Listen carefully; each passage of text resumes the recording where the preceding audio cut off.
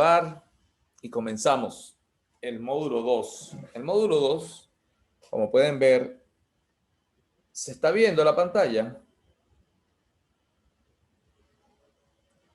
Sí, se ve. Sí. Muy bien. El módulo 2 trata sobre la importancia económica de los inventarios. Muy bien.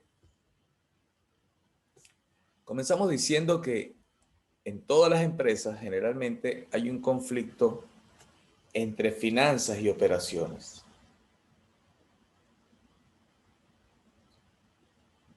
Un momentico, por favor.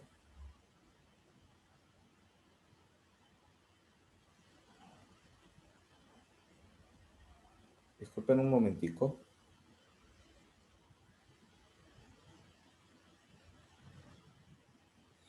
Muy bien.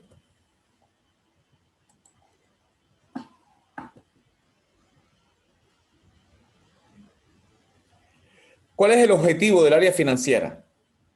Minimizar el costo total de mantener los inventarios. ¿Cuál es el objetivo de mantenimiento?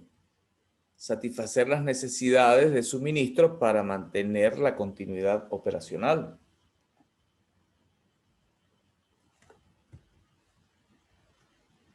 Entonces son como objetivos antagónicos, contrarios, ¿no?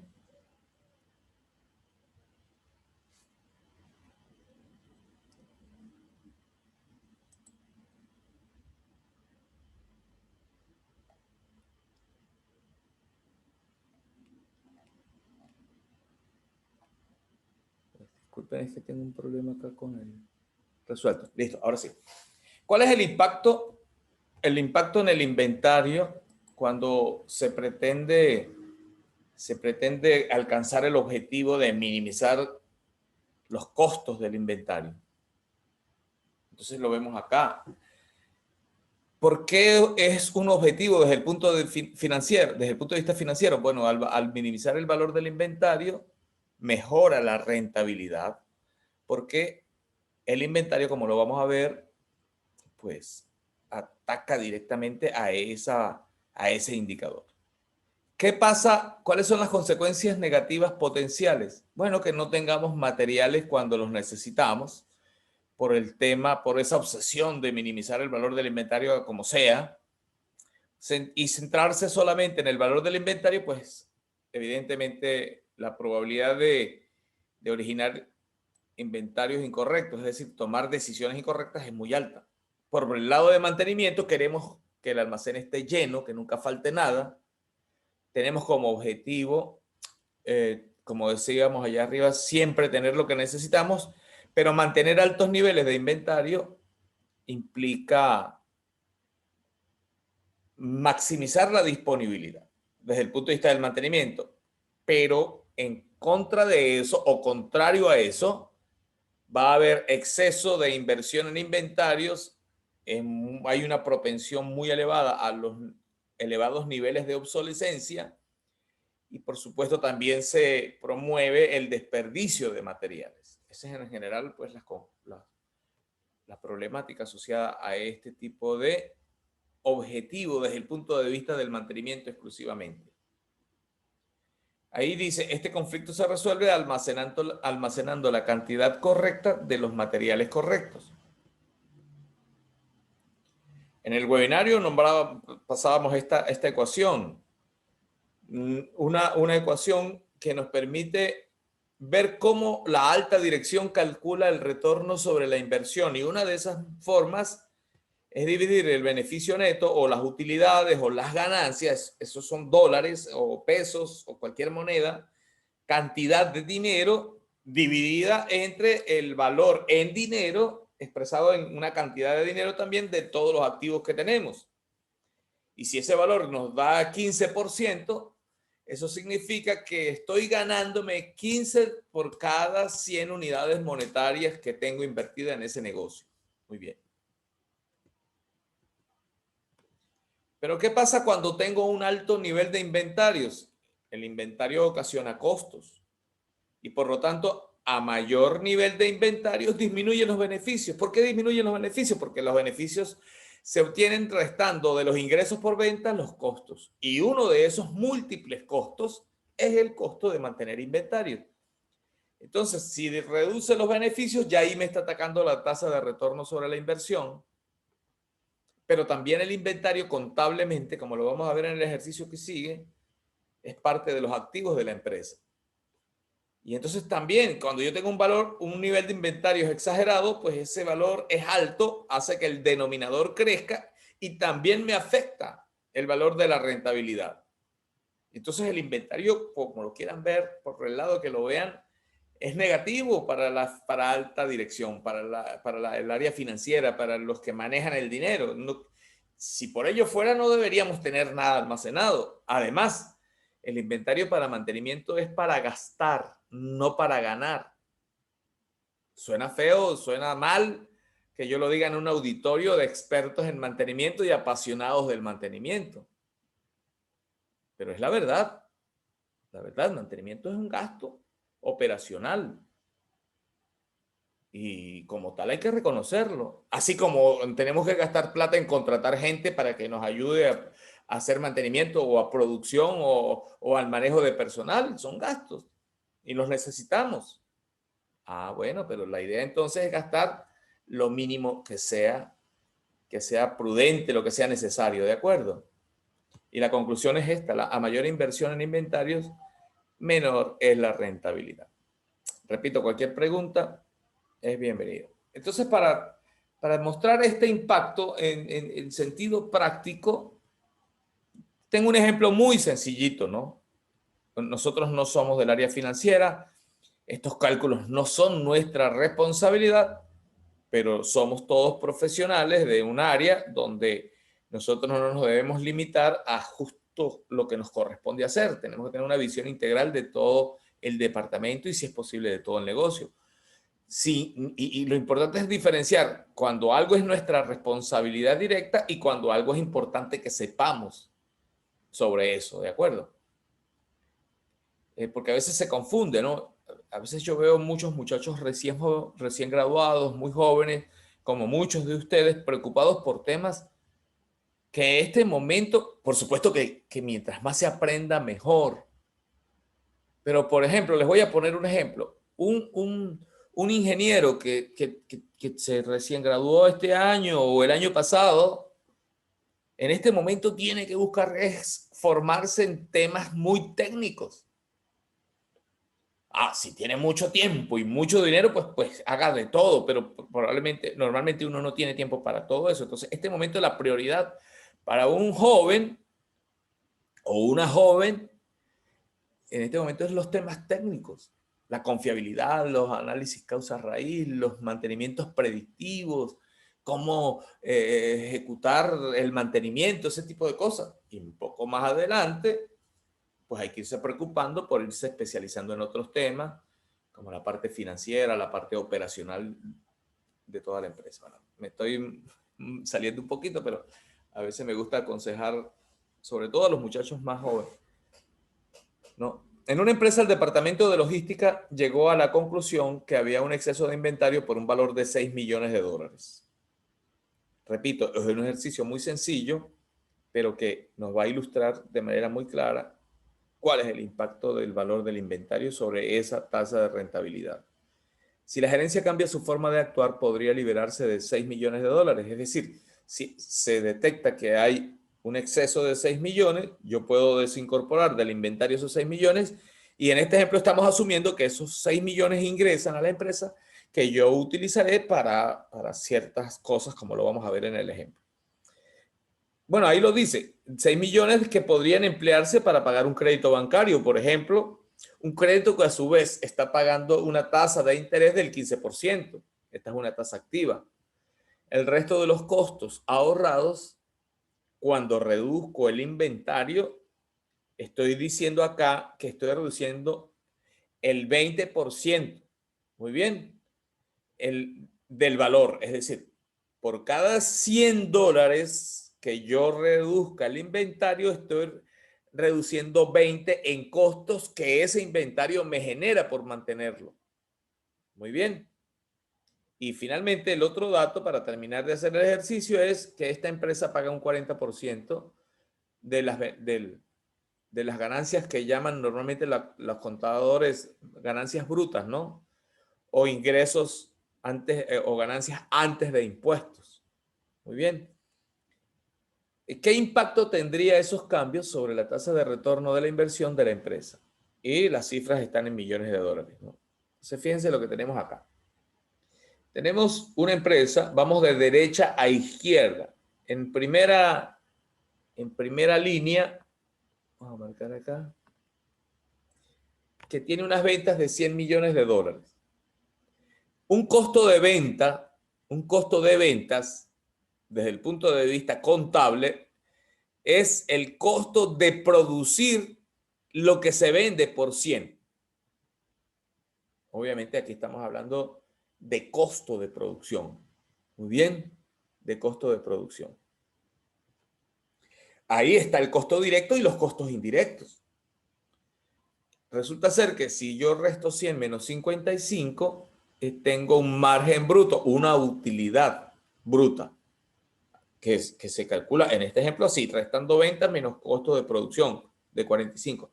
Pero en la empresa tenemos otros gastos, los intereses, el personal administrativo, esos gastos, todos esos egresos monetarios que no tienen que ver directamente con la fabricación del bien o servicio, contablemente se denomina gastos y esos gastos pueden ser variables o fijos. Muy bien. Por ejemplo, todo el personal administrativo entra, sus salarios entra en gastos. La parte de servicios, áreas comunes, energía de áreas comunes, infraestructura de general, gastos administrativos para ventas, para compras, para comercialización, entra en gastos, ¿no? Bueno, en este ejemplo estamos diciendo que la suma de variables y fijos es 35. Y finalmente, la utilidad antes de impuestos es 45 menos 35, que nos da 10. Pero nos dice que el impuesto es 40%. Entonces, de esos 10, 4 se va para el fisco nacional y me queda una utilidad neta de 6. Muy bien. Vamos al denominador porque estamos calculando el beneficio neto como numerador de la tasa de retorno sobre la inversión. Y ahora vamos a calcular el denominador, que es el valor de los activos totales. Los activos de una empresa se clasifican en activos circulantes y activos fijos. Cuando hablamos de activos fijos, hablamos de los edificios, de los vehículos, de las máquinas, de toda la infraestructura. Y cuando hablamos de activos circulantes, estamos hablando del más representativo de ellos, es el dinero en efectivo con que cuenta la empresa, las cuentas por cobrar. Estamos hablando del inventario. El inventario es parte y ni siquiera de los activos fijos, sino del activo circulante. Por eso es que generalmente el inventario es gasto operacional.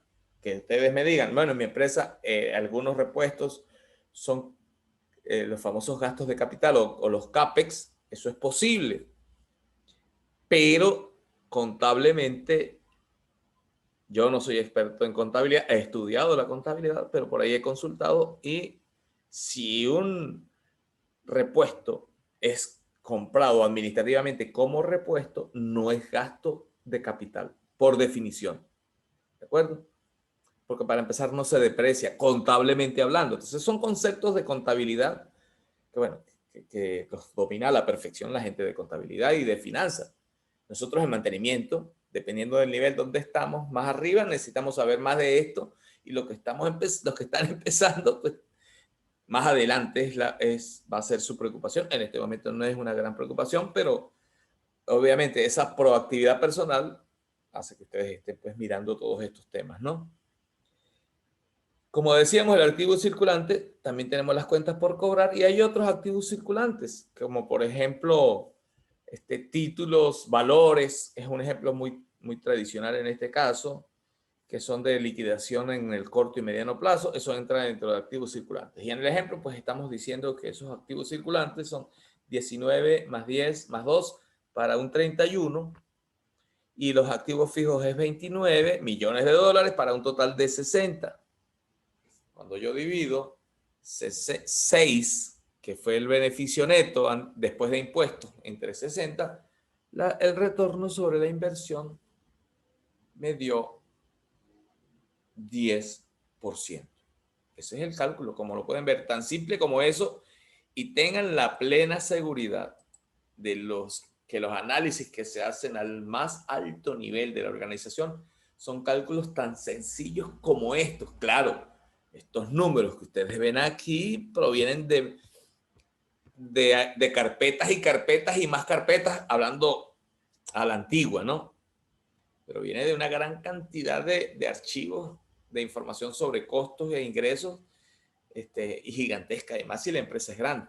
Pero al final, a la hora de mostrar los resultados financieros al presidente de la empresa, ven algo como esto que estamos viendo acá. Pero vamos a pasar al mismo problema, pero vamos a reducir el inventario de 19 a 13. ¿Y qué pasa cuando bajamos el inventario de 19 a 13, que lo estamos reduciendo en 6 millones de dólares? Muy bien, esperen un segundo acá.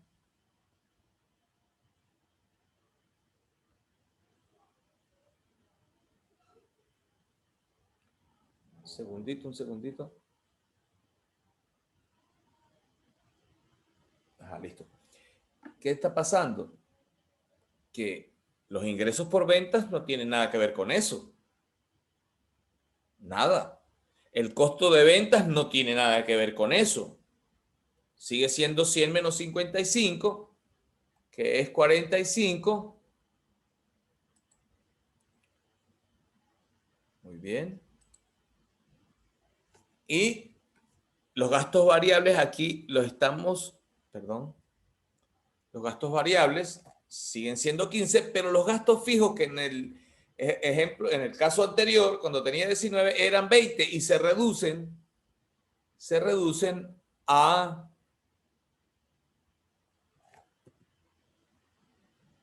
13. A 17,9, disculpen. Déjate buscando acá. Pluma. Ahora sí, a 17,9. ¿Y qué se redujo? En 2,1, como pueden ver.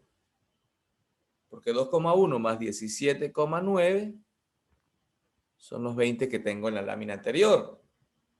Entonces el problema nos dice, esos 6 millones, yo que estoy asumiendo que ingresan, porque vendí ese inventario excedente, entonces esos 6 millones yo los voy a dedicar a pagar parte de las deudas de la empresa. Eso me va a reducir mis gastos, que aquí lo estamos considerando fijos, en ¿cuánto fue? El 15%, sí, 15%. 15% de 6, eso da 0,9, como lo pueden ver ahí. Se ve bien, ¿no? La pantalla. Y esos 6 millones, también, ¿qué va a pasar? Veamos el enunciado. Me van a reducir el 20%, se va a reducir por el costo de mantener inventarios, ese costo se me va a reducir en un 20%. El 20% de 6 es 1,2 y 1,2 más 0,9 da el 2,1, que se está reduciendo los gastos fijos. Ahora los gastos totales pasan a ser menos. Antes eran 35, ahora es 32,9. Por supuesto que el margen bruto menos los gastos totales da un beneficio o unas utilidades mayores que en el caso anterior, porque los costos fueron menores. Y por supuesto, el 40% de 12,1 es mayor que 4, que antes era 4 porque era el 40% de 10, ahora es 4,84, pero mi beneficio neto también es mayor, es 7,26. Muy bien. Y por el lado de los activos, el inventario pasa a ser 13, de tal manera que el activo circulante pasa a ser 25 y no 31. Los activos fijos siguen siendo 29, el activo total es 54 y 7,26 entre 54 da 13,4%. Y una diferencia de 3,4% En una corporación es demasiada plata. Claro, ustedes dirán, bueno, es un ejercicio ahí medio preparado. No, sí, pero en términos reales, algo como esto ocurre. Usted reduce el valor del inventario y van a bajar los costos que va a impactar esto. Y cuando usted reduce el valor del inventario, va a impactar esto también. Y al impactar el numerador, reduciéndolo, perdón, aumentándolo, cuando reduce el inventario, y al bajar el denominador, porque disminuye el valor del inventario, porque es menor valor de los activos, su rentabilidad crece. Y esa es la razón. A veces nos preguntamos por qué tanto escándalo, ¿no? Porque al final los repuestos están ahí, valen dinero y ahí están, y eso es dinero, sí. Pero resulta ser que, en primer lugar, es un dinero que no tiene una liquidez inmediata. Y segundo lugar, que ese dinero contablemente se contabiliza, valga la redundancia, como un activo circulante, y eso puede ser peligroso para una empresa. Por otros indicadores financieros que ellos manejan, para los que han estudiado contabilidad, hay un indicador que se llama acidez, que tiene que ver con el activo circulante contra el pasivo circulante, o sea, las deudas a corto plazo. Y entonces resulta ser que cuando usted dice que tiene una relación buena, pero a punta de inventario de mantenimiento, puede tener muy serios problemas. Y en esencia, esa es la motivación de los gerentes por encima del gerente de mantenimiento, a que hay que bajar el valor del inventario, eso es muy alto, eso no puede ser. Y argumentan normalmente que usted tiene un inventario ahí paralizado, y si lo tiene paralizado, ¿para qué lo compró? Y eso nos complica muchísimo las cosas. Si hay alguna pregunta, pues con mucho gusto la resolvemos. ¿No hay preguntas?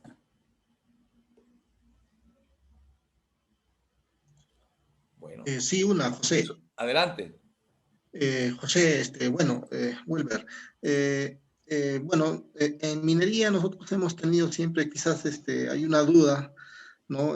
Referente cuando tú tienes activos, en este caso equipos, ya, y hay un porcentaje que deberíamos tener en almacén por un tema ya de repuestos, ya sean de alta rotación o repuestos que sean por un tema de criticidad, ¿no? Entonces, hay un valor, no sé si hay esa relación, ¿no? Un valor de un porcentaje respecto a qué.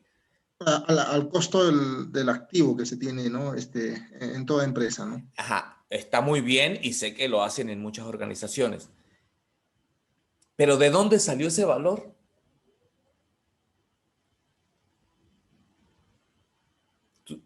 O sea, tú tienes manejas algún porcentaje en particular. Sí, nosotros manejamos un 20%, ¿no? ¿Un cuánto? Un 20%. De valor del 15, inventario respecto al valor de reposición del activo, ¿no? sí, sí, sí, correcto. Y ese 20%, ¿cómo está distribuido? Vamos a suponer que es el valor ideal. Vamos a suponer. Podría ser, pero podría no ser también. Pero vamos a suponer que es el valor ideal. Ajá. ¿Y distribuido cómo? ¿20% en qué? ¿50 y 50, 10 y 10 o 15 y 5?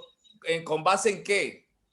Porque yo podría Eh, tener ese 20% en solamente dos tipos de repuestos de 80 que usa la máquina. sí, básicamente está distribuido en el tema de repuestos de alta rotación, ¿no? Ahí tenemos un costo, ya, y repuestos estratégicos que le llamamos, ¿no? Repuestos de alta rotación. Dame un ejemplo de un repuesto de alta rotación, en tu caso particular. Eh, sí, lo que es básicamente filtros, lubricantes, ya, y todo lo que son el tema de sellos, ¿no? Sellos, Muy bien. temas Y de ese consumibles, ¿no? repuesto, de ese tipo de repuestos, de ese 20, tu experiencia en tu mina, ¿consideran que debe ser cuánto? Bueno, no hemos sacado en realidad Viste que te estoy complicando las cosas, ¿no? sí, sí, un poco complicado en ese sentido, ¿no? No, es que esto es con toda la intención, aquí entre amigos, ¿no? Te estoy complicando. Cada vez te hago una preguntita adicional. Entonces, está bien. ¿Cuántos repuestos lleva esa máquina de la que estamos hablando? Ítems Eh, diferentes. sí, en total de repuestos diferentes hemos tenido alrededor de unos 300, 350, ¿no? Por equipo, ¿verdad? Sí, por equipo. Y en toda la mina, para ir adelantándolos a unos valores que necesitamos. Hemos llegado más o menos a los 1500 aprox, ¿no? Está poquito. En, A lo mejor es en más. cantidad de puestos, ¿no? Sí. Ok. Mira. Bueno, pero viste que la cosa no es fácil. Es decir, bueno, 20%, pero ¿cómo distribuyo el 20% en esos 300? ¿Lo viste? Sí, correcto. Entonces, este es el objetivo de este curso. En gran parte, ese es el objetivo de ese curso. Ahora, lo que sí les voy a indicar, yo no estoy diciendo que el 20% sea un error equivocado. No lo puedo decir porque no tengo bases para decirlo. Lo que sí le voy a decir es que nadie, porque usted me dice, es que ya va, nosotros lo calculamos y ese es nuestro análisis. Dice que el costo de los inventarios debe ser 20% del valor de esa máquina. Un caso bien particular, un estudio que se hizo con todos los criterios que hay que considerar para hacer ese estudio y me dio 20%. Pero que haya un valor, y aquí perdónenme la emoción, que haya un valor de referencia, como dicen por ahí, de clase mundial, de cuánto debe ser el valor del inventario de repuestos respecto al valor del activo, el que le diga a usted, eso lo está engañando. Les voy a dar un ejemplo para tumbar esa teoría. Imagínense un señor que compra un automóvil para usarlo como su medio de trabajo, ¿no? El señor es experto mecánico y tiene el taller en su casa. Y él lo usa, él trabaja con su automóvil, como taxista, por ejemplo. Él presta su servicio de traslado de personas. Y otro señor que también es tan mecánico como el primero, compra un automóvil que lo va a usar para fines recreacionales con su familia.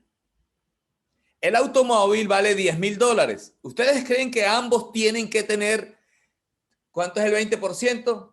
$2,000 de repuestos en el almacén. No, ¿verdad?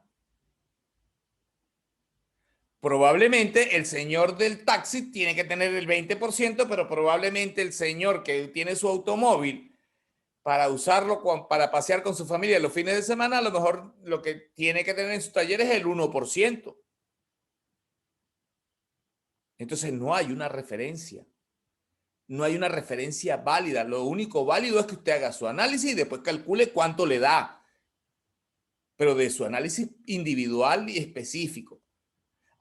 Que alguien diga, lo que pasa es que nosotros somos, nuestra empresa es hermana de una mina donde hicieron ese análisis y es una mina muy similar a esta operacionalmente y ellos calcularon este valor. Eso le puede servir de referencia, pero solamente tiene que darse una situación como esa. ¿Lo ven? No sé, Wilber, si queda aclarado.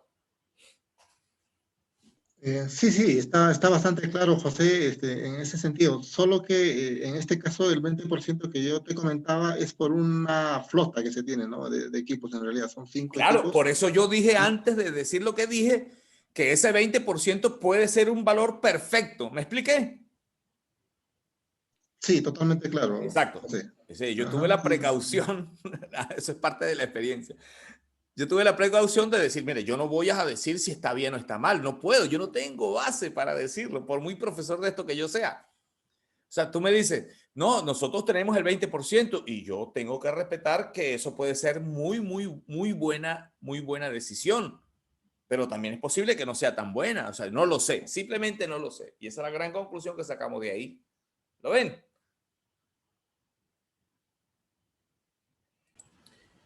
Se escucha bien, ¿no? Sí. Gracias. Ya vamos por el módulo 3. Este es un módulo también muy corto, pero lo he separado así por aspectos que vamos a ir tocando para que todo vaya un orden lógico, ¿no? Aquí vamos a hablar de algunos factores que promueven el exceso de inventarios. Y este tema básicamente es tomado, no sé si abajo pueden leer el autor de una publicación, se llama Slater Philip. En 2010 él escribió un libro que se llama Smart Inventory Solution. Este es un autor que trabaja mucho el tema de inventarios para mantenimiento. En ese libro, él publicó las razones por las cuales se mantiene normalmente un exceso de inventario en las empresas. Inventario para mantenimiento, claro está.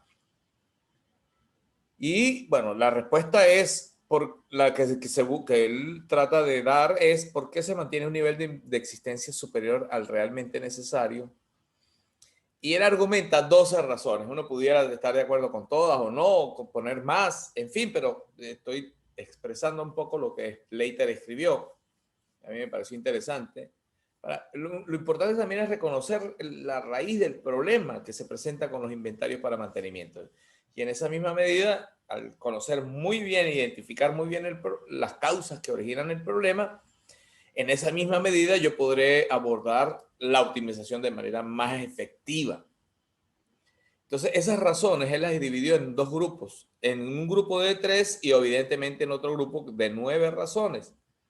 El primer grupo, 3 razones se relacionan con los cambios no advertidos circunstanciales del entorno empresarial y 9 razones se relacionan con aspectos propios de la estructura y sistema gerencial de la empresa.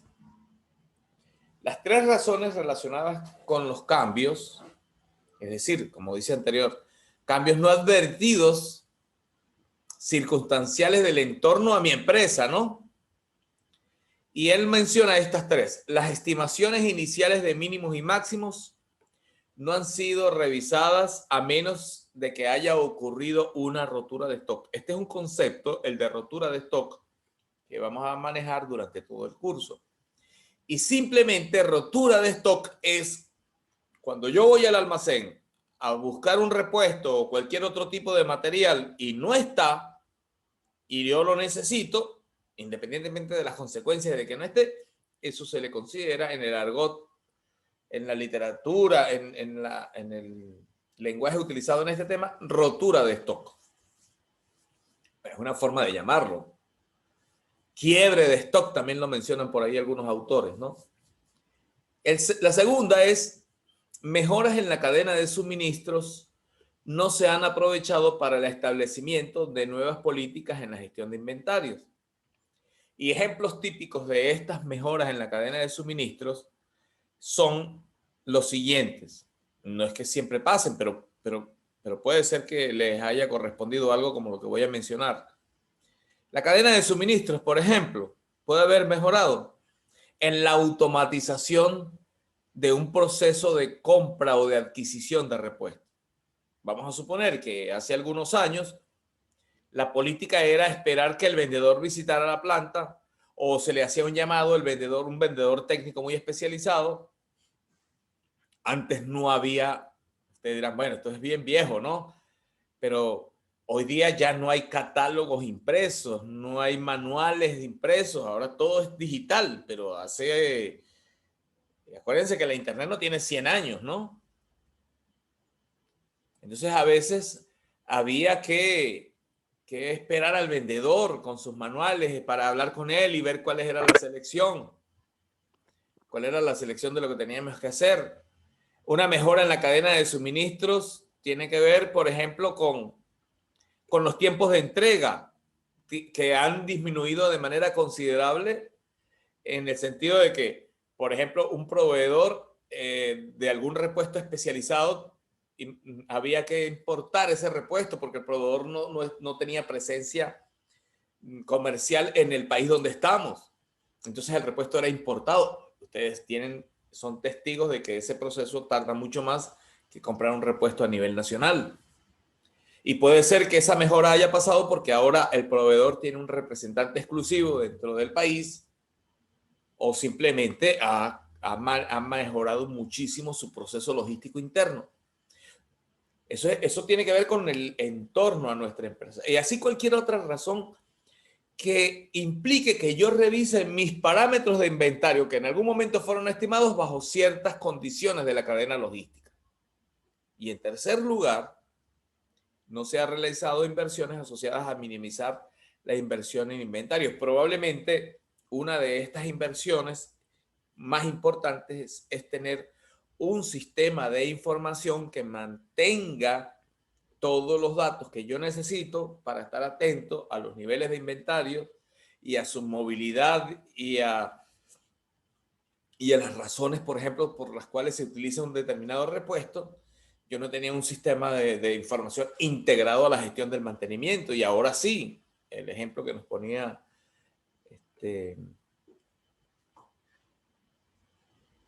Januaria, la integración, por ejemplo, que tienen con el SAP PM, con el SAP de manejo de materiales y así todos los que tienen sistemas como este tipo. Inversiones relacionadas con la automatización de almacenes, por ejemplo, la ubicación de los repuestos dentro del almacén, que evite tener desviaciones importantes entre el inventario real y el inventario en el sistema. El control de inventarios que antes a lo mejor no se hacía y ahora está totalmente automatizado. Por ejemplo, ahora hay muchos sistemas donde a través de lectores de diferentes tipos, de códigos, de barra, de lectores ópticos, de radiofrecuencia, ubican los materiales de manera muy rápida y mantenemos en una base de datos la información totalmente actualizada. La inversión relacionada con la capacitación del personal para la toma de decisiones en este sentido. Entonces, esos son 3 puntos que evidentemente, si no se atienden, si no se toman en cuenta, evidentemente pueden promover el exceso de inventario de mantenimiento. Las 9 razones que el señor Slater menciona con respecto a las decisiones que internamente tomamos en nuestra organización son esas que estamos citando allí. Primero, responsabilidades desalineadas. Y son, repito, razones muy propias de nuestro sistema de gestión. Cuando hablamos de responsabilidades desalineadas, por ejemplo, es que cada departamento anda por su lado tomando decisiones que busquen optimizar su gestión de manera individual y por lo tanto obtener los mejores resultados de los indicadores bajo los cuales ellos están controlados. Por ejemplo, a compras le pudiera convenir hacer una sola compra al año. Es como que evidente que compras tenga ese objetivo para no estar comprando todos los meses, menos trabajo. Muy bien, pero muy probablemente almacén no tiene espacio y mantenimiento quiere tener lleno el almacén para que nunca falte nada. Eso son responsabilidades desalineadas. No hay un pensamiento logístico, ¿no?, en el manejo de los materiales. El sistema de gestión, si manejo la información correcta y de manera oportuna, el tipo de decisiones, el sistema de gestión tiene que ver, por ejemplo, con los niveles de autorización, los procedimientos para compras y adquisiciones en general. Eso puede complicar mucho las cosas y puede hacer que los tiempos de entrega se incrementen de manera importante. El componente del tiempo de entrega que corresponde a nosotros, porque el tiempo de entrega no solamente depende del proveedor, el tiempo de entrega es la suma de nuestro tiempo como proceso de compras más el tiempo del proveedor como proceso de despacho. El número de almacenes. Aquí no estamos diciendo que no puedo tener varios almacenes, pero lo que es cierto, independientemente de las razones que justifiquen tener más almacenes, los almacenes son para tener materiales almacenados, ¿no? Aunque suena obvio. Y si usted decide tener más almacenes, pues mayor será el valor de inventario. Justificado, muy bien, tenga más almacenes. Pero revise eso. Si a lo mejor hay almacenes que se pueden centralizar. Y si hay esa opción, probablemente usted va a tener una oportunidad de bajar el valor del inventario. El punto de pedido elevado. El punto de pedido es el concepto al que nos vamos a referir siempre en este curso, a algo que ustedes normalmente, no sé si todos o no, pero la mayoría llama mínimo. En esto del manejo de inventarios para mantenimiento se habla de mínimos y máximos, mínimos y máximos, mínimos y máximos. Bueno, a lo que normalmente nos referimos como mínimo se llama punto de pedido o punto de reorden. Yo normalmente trabajo con el concepto, no es que trabajo, utilizo el término punto de pedido siempre. En ese punto de pedido están incluidos conceptos como el stock de seguridad, que ustedes dirán, bueno, ¿y dónde está? Sí, el stock de seguridad se considera y está incluido dentro del punto de pedido. Y además estamos hablando de un concepto que se conoce como stock mínimo, que no es el mínimo al que estamos acostumbrados a nombrar. Pero ya lo veremos en el módulo 4. En el módulo 5, perdón. Entonces, a veces tenemos definidos mínimos y máximos que probablemente estuvieron correctamente definidos, pero hace 10 años, hace 5, hace 20. Y hoy las condiciones no son las mismas que en ese momento y probablemente esos cambios hacen que yo tenga que cambiar los parámetros de inventario. Por ejemplo, el punto de pedido. Puede ser que yo tenga un punto de pedido de 10 y una revisión de la situación actual puede ser que la sugerencia o la estimación correcta sea tener un punto de pedido de 4 en vez de 10. O puede pasar lo contrario también, que tenga un punto de pedido muy bajo que implica un riesgo muy elevado y la sugerencia sea más bien aumentar, pero eso es poco frecuente. Generalmente se tiene puntos de pedido más altos de lo que normalmente deberían estar. La cantidad de pedido también es otro parámetro que podríamos analizar. Es un tema muy logístico, muy de compras, muy de almacén. Pero la cantidad de pedido podemos utilizar un modelo matemático que me sugiera a mí, con base en los costos en los que yo incurro cuando decido comprar, aparte de lo que me cuesta o del valor de lo que voy a comprar, el modelo me permite a mí, repito, analizando los costos, obtener un valor óptimo de cuánto debería estar comprando. Y probablemente yo estoy acostumbrado a comprar filtros de a 3 docenas cada vez que pido. Probablemente un estudio de este tipo me puede indicar que lo recomendable es comprar solo una docena. También puede ocurrir lo contrario. Estamos hablando de optimización del nivel de inventario y la optimización también pasa por ejemplo, aumentar el punto de pedido, es lo menos frecuente, y también aumentar la cantidad de pedido, que también es lo menos frecuente, pero puede pasar. También vamos a ver un módulo dedicado exclusivamente al cálculo de la cantidad de pedido. El desconocimiento de la obsolescencia. En muchas empresas, este es un mal común en muchas empresas donde hay una gran cantidad de materiales. No estoy diciendo que esto ocurre de igual forma en todas, pero en muchas empresas hay materiales obsoletos. Los materiales obsoletos tienen un valor y ese valor se refleja en el valor del inventario.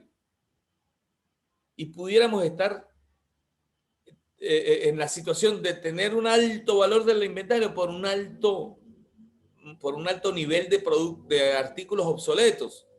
Y usted dirá, bueno, pero es que en mi empresa no se pueden sacar los obsoletos muy fácilmente. Bueno, por lo menos identifique los obsoletos y dígale a su superior, mire, nuestro inventario vale 5 millones de dólares, pero yo saqué las cuentas y ahí hay 1,5 millones de materiales obsoletos que se pueden retirar automáticamente y el inventario puede bajar inmediatamente a 3,5 millones de dólares porque los obsoletos no los voy a necesitar.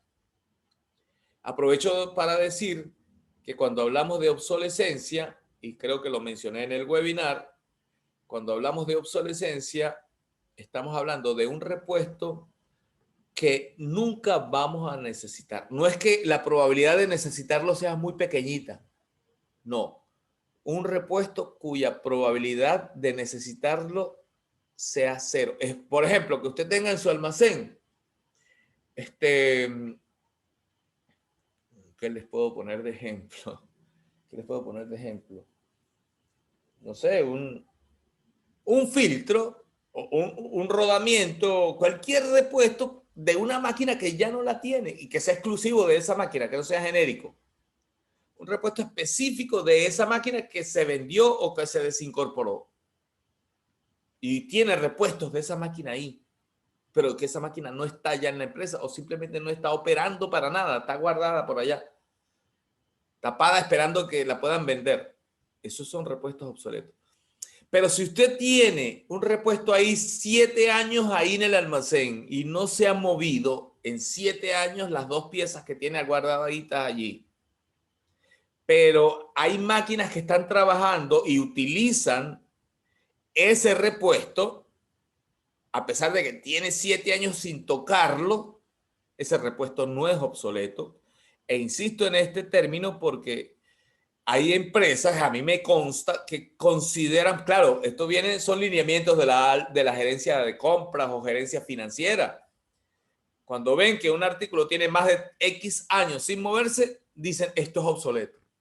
Y ese es uno de los más graves errores que en mantenimiento podríamos cometer. ¿De acuerdo? El término de inamovilidad no es sinónimo de obsolescencia o no es razón para declarar obsoleto un repuesto.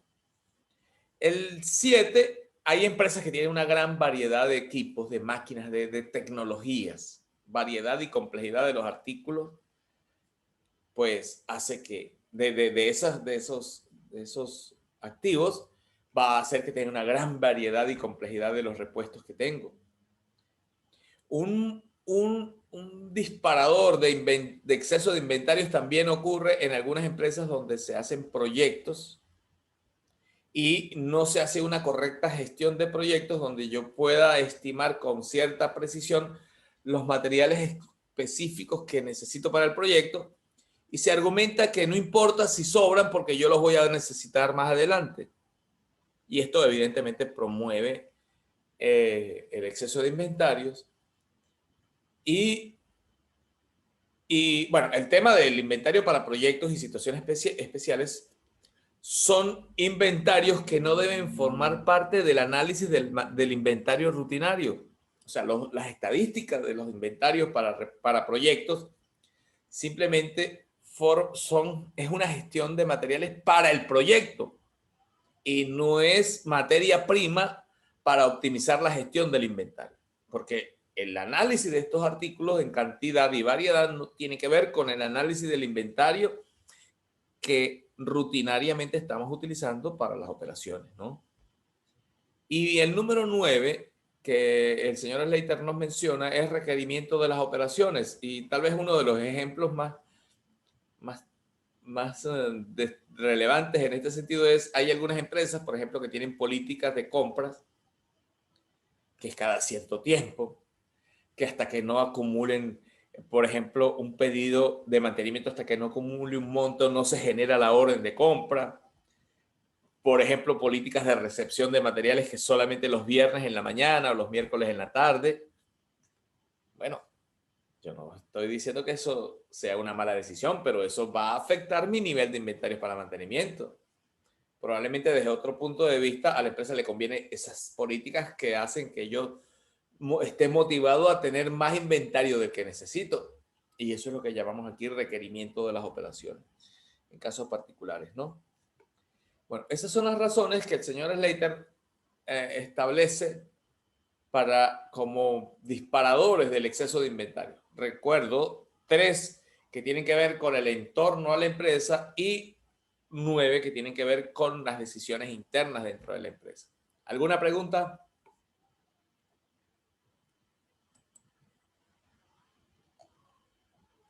Con mucho gusto respondo cualquier inquietud que tengamos hasta este momento.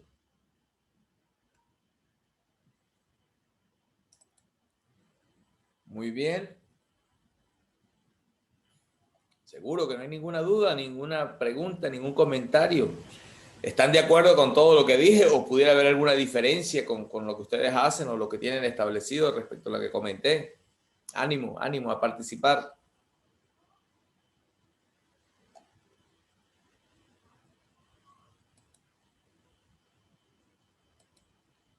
Se quedaron calladitos. Hola, Adolfo. Sí, José, Wilmer, bueno, nosotros como experiencia le comento que eh, justo el último ítem que es requerimiento de la parte operativa, en este caso se ha solicitado una especie de, eh, como una cuchara, pero era acumulador de carga, ¿no? Ajá. Esto se solicitó a pedido del cliente, ¿no? Pero se trajo y al final nunca salió de almacén, ¿no? Te Entonces, interrumpo, disculpa la interrupción. Se solicitó a pedido del cliente, en este caso el cliente es mantenimiento. eh, no, nosotros como área mantenimiento hemos gestionado ese pedido del área operativa. En este caso, operativa le llamamos nosotros al cliente que está haciendo el túnel, en este caso, ¿no? Ah, ya, ya, ya. Ah, claro, porque Nosotros, ustedes prestan el servicio de construcción del túnel. sí, sí, ajá, con equipos, ¿no? Entonces, ellos Claro, tienen, ustedes son como una empresa constructora, por decirlo como cuando un grupo inversionista decide hacer un centro comercial. A ustedes sí, las sí, empresas mineras los contratan para desarrollar la mina desde el punto de vista de perforación del túnel y todo sí, eso. sí, es correcto. Y Entonces, entonces el cliente tiene una solicitud, por ejemplo, de una pala para una máquina, un excavador. ujú, sí, sí, y este diseño se ha realizado, ¿no? Se logró fabricar y se llevó al proyecto, Ajá. pero después hubo modificaciones en el proyecto y no llegó a salir, ¿no? Entonces, ese tipo de situaciones sí se ha dado también, ¿no? Pero Justo el este último ítem. requerimiento era un requerimiento del cliente para sus operaciones una vez que ustedes terminaran el túnel. En la construcción del túnel, en este caso. Y si ustedes, esto es curiosidad, ¿no? Para nada es ninguna observación, yo no soy experto en minería, pero si ustedes son los encargados de hacer el túnel, ¿por qué el cliente exige comprar eso si ustedes son los que deciden cómo hacerlo? Lo que ustedes tienen que hacer es el túnel, ¿no?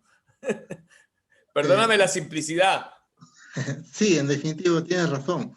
Lo que pasa es de que justo hay algunas modificaciones en diseño, algunas derivaciones de túnel que se iban a realizar, ¿no? Esto viene post proyecto, ¿no? Y para eso se requería pues Ese componente. así es, una pala diferente, pero ya se logró traer el componente, pero al final hubo una modificación, ¿no? Ya desistieron de ese componente, ¿no? ¿Y Pero cuánto la costó inversión, eso? alrededor de $35,000, ¿no? Pero eso lo pagó el cliente, ¿no? En realidad sí, tuvo que pagarlo el cliente porque en realidad ha sido un pedido, ¿no? Pero bueno, hubo una pequeña eh, bueno, se tuvo que conversar, ¿no? Para que ellos, Hubo una disputa en legal. realidad sí, así es, en ¿Y qué realidad sí, argumentó el cliente para eh, discutir eso? Si ellos ordenaron y ya ustedes lo obedecieron. sí, es correcto, sino lo que ellos indicaron era el tiempo de abastecimiento, ¿no? Ahí estuvo amarrado. ¿Y cuánto Ya tiempo fue? nos dieron más o menos como 35 días ya Ajá. para poderlo traer, pero lo trajimos en 40, ¿no? Entonces, O sea que esto ustedes fue, fallaron ahí sí, en realidad sí, pero sí se comunicó, ¿no? En ese sentido, ¿no? y ellos no aceptaron ese incremento del tiempo. Ese fue un argumento para no aceptarlo, ¿no? Eso fue después, ¿no? Ah, El ya. argumento que dieron, ¿no? Fue después cuando ya las cosas habían cambiado, ¿no? Ah, pero Rem- ahí es donde tuvimos un componente que se ha solicitado y al final queda pero, básicamente obsoleto, ¿no? claro, claro. Y una pregunta interesante, ustedes como expertos en construcción de túneles, ese componente, ustedes como expertos en el tema, no tenían la posibilidad de usarlo en otro proyecto. Eh, sí es posible, pero va a depender mucho del tipo de proyecto que se realice, ¿no? Claro, Porque claro. generalmente todos los proyectos no son similares, ¿no? Son proyectos a la medida, ¿no? Específicamente soluciones a la medida, ¿no? Es correcto. ¿Y esa mina es de qué? ¿De oro? Sí, aurífero es. Ah, En realidad es polimetálico de todas maneras, pero claro, claro. el objetivo es oro en ese punto. Muy bien, muy bien. Gracias, Wilber, por el comentario. Bienvenidos a esos comentarios, porque estos comentarios nos fortalecen en cuanto a experiencias para próximos cursos. No sé qué otra opinión. Digamos, esto que vimos hoy, yo sé que ustedes quieren ver números, cálculos, no se preocupen, pero yo parto de que hay una base conceptual que hay que tener muy clara. Ya mañana, perdón, el viernes, ya comenzamos con el primer paso que hay que dar para optimizar los inventarios, que es la clasificación de los mismos. Si no hay ninguna otra pregunta, Eh, Profesor, yo tengo una pregunta. adelante, Pablo. Bueno, ¿cada cuánto tiempo es recomendable realizar un análisis y evaluación de inventarios para realizar una planificación de compras? Ya va.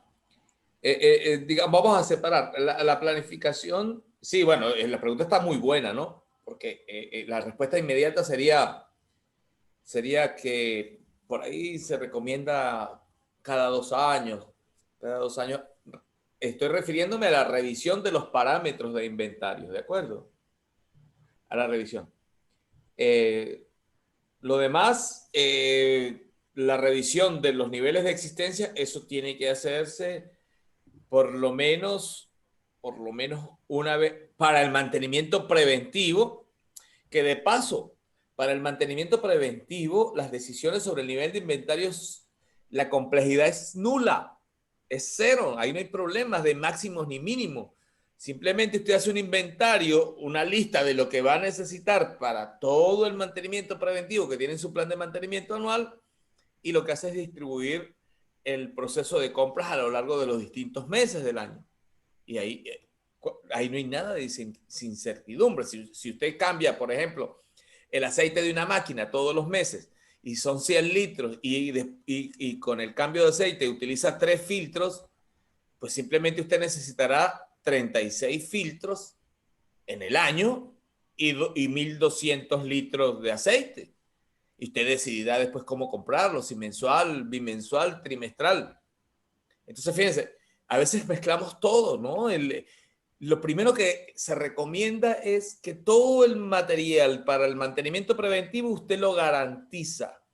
Usted garantiza tenerlo en el almacén en el momento que lo va a necesitar. Eso es un análisis que hay que hacer y decisiones que hay que tomar. Pero básicamente la preocupación se centra en todo ese inventario cuya posibilidad de utilización es desconocida, o sea, donde hay incertidumbre y que solamente cuenta con datos históricos para hacer alguna estimación con alguno de estos modelos matemáticos que normalmente se utilizan. Espero haber respondido, Pablo. Sí, sí, me respondí la pregunta. Gracias. Gracias. Si hay alguna otra pregunta. Sí, José, Wilber, nuevamente, Ajá. en el punto 7 que indica sobre la variedad y complejidad de los artículos, ¿no? Ajá. Referente a ese punto, nosotros en realidad también sí usamos el SAP, ya en este caso el SAP PM, ¿no?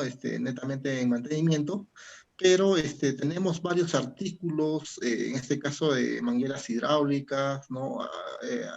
Y artículos que nosotros generalmente vamos codificando estos materiales, para que así logística pueda hacer la gestión de compras, ¿no?